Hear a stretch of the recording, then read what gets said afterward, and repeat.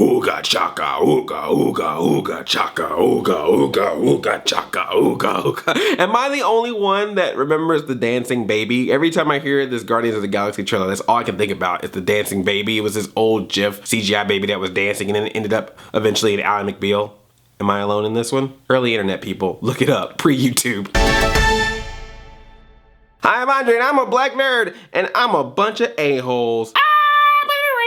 Guardians of the Galaxy, it's a movie that's coming out that Marvel made. Parks and Rec superhero, Vin Diesel tree, Bradley Cooper raccoon, Uhura, Amistad, Cruella de Vil, bald-headed Doctor Who girl, and Wreck-It Ralph. A trailer finally came out on Jimmy Kimmel Live, which I have to say, good call, Kimmel. Putting out the trailer first for a big upcoming summer movie the same week that Jimmy Fallon kind of sneaks into your time slot. Clever girl. The trailer is in the description or an annotation. Watch it, especially if you like green side boob. I actually find side boob pictures of regular women and paint them green. That's how much I like green side boob. Zoe Saldana, do you just want to be every color of the rainbow? She was black in Star Trek, she's green in Guardians of the Galaxy, she was blue in Avatar. All she needs to be now is a pink pony, a purple Care Bear, and a snork. She's the Lucky Charms of actresses. She's an acting bag of Skittles. So this trailer is released and nerds are running wild on the internet. Oh my god, this is the best trailer ever. Oh, this is gonna be the best movie ever. Oh, James Gunn is a genius. Blah, Chris Pratt is my god. Here's all the Easter eggs that I know because I'm a better nerd than you. And I'm just like, all right, cool, I guess I'll see you in August. I honestly don't know that much about Guardians of the Galaxy, and let me stop you there. I know some of you are gonna be like, but Andre, how can you be a real nerd if you don't know anything about Guardians of the Galaxy? And for that, I say shut up.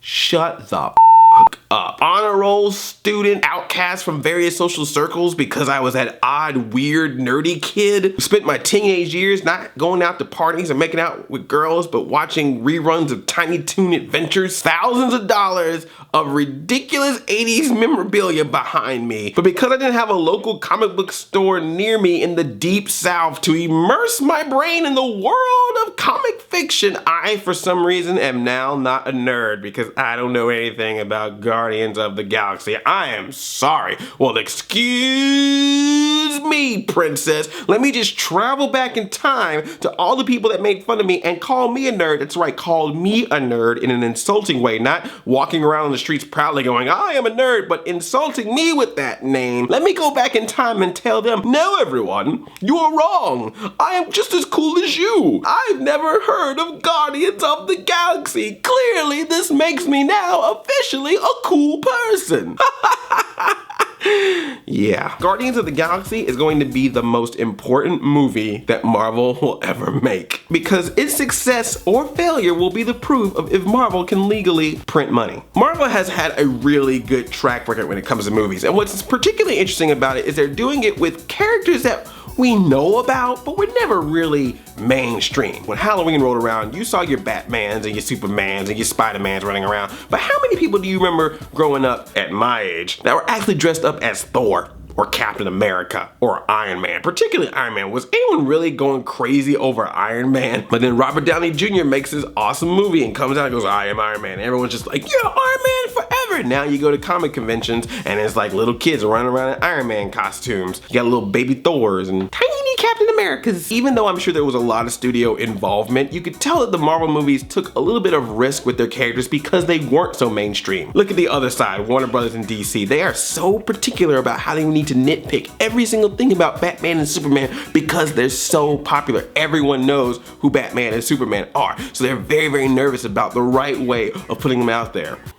They fail a lot of times, but they still are very particular about it. Plus, up to this point, these have been heroes that even though you may not know a lot about them, you can kind of get into their story pretty easily because they're not really asking for a lot. Iron Man, rich billionaire, makes an iron suit. Okay, we can follow this. He's Batman, but he's a different Batman. Got it. Thor, okay, he's a god. That's a lot to swallow, but he's a god that comes to Earth. We don't spend a lot of time in Asgard in that first movie. Superhuman strength, he can fly with his hammer. He's practically Superman. Captain America, the underdog story. Oh, here's a little guy, he's all skinny and scrawny. He's supposed to be a soldier, no one will let him. He tries an experiment and he goes out there and he fights. right, we can get behind that. Then he gets frozen for several years and comes back to present day. Okay, that was a bit much, but all right, you got us up to that point. We'll accept this little bit of crazy. That's the thing about a lot of these Marvel movies. The mainstream audience, the not comic book reading audience, can accept a little bit of crazy. Take a look at the Fantastic Four. That was a movie that had some struggles because you had to appease that comic book audience and you had to make it mainstream. But how do you make something mainstream about 4 random people going into space and then coming back and just all of a sudden having random superpowers at the same time and having to introduce all 4 of them to your audience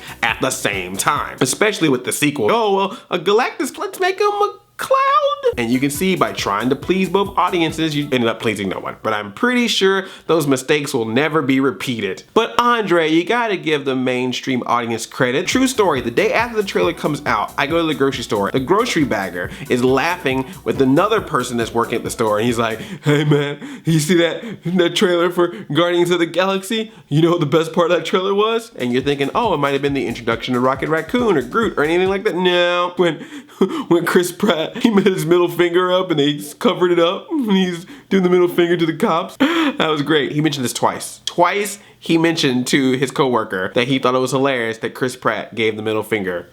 Geek culture is mainstream. We nerds like to get on our internet and be like, oh yeah man, this is gonna be the biggest movie ever. But we forget that there's a whole world out there of people who are not really nerds or not on the internet and only look at movies at face value of what the basic premise is or who is starring in it. You are now telling a non-comic book reading audience, here's a movie that stars a tree, a raccoon, a fake Hulk, a She-Hulk, and the special. And they're in space and they're a-holes. Give me your $12.50. That's a lot. I don't care if you're the biggest Guardians of the Galaxy fan in the world, that's a lot to take in. Meaning that if this actually ends up being a huge success, that just opens the floodgates. Any random weird Marvel character, Squirrel Girl, that you want to see have a Marvel movie at that point can have it. If Guardians of the Galaxy is a success, every Marvel character is fair game because once you go to that level of crazy and it's accepted, the door is open. Although I find it very hilarious if Guardians of the Galaxy ends up being very successful and yet we still can't get a Black Panther movie. You got a movie with a raccoon on top of a talking tree shooting a machine gun, and yet somehow that is more acceptable than a black superhero. Guess you could have a movie starring a coon, but you could have a movie starring a...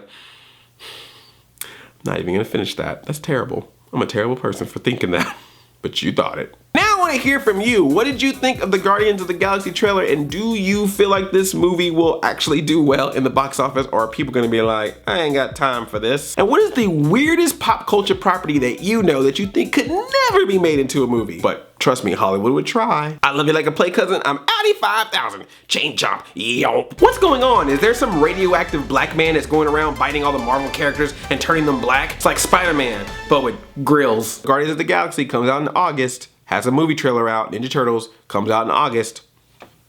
Your move.